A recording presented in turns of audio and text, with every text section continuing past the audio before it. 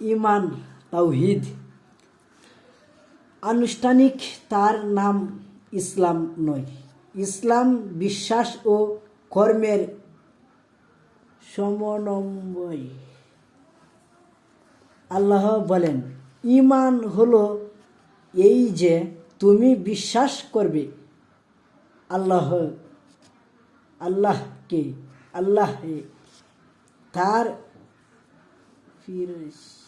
তার ফিরিস্তিনগণে, তার গ্রন্থ সমূহে, তার রাসূলগণে এবং পরকালে, এবং বিশ্বাস করবে আল্লাহ পূর্বে নির্ধারণে ভোগ্য তার ভালো এবং মন্দে মুসলিম। এই তো শেষ একটা।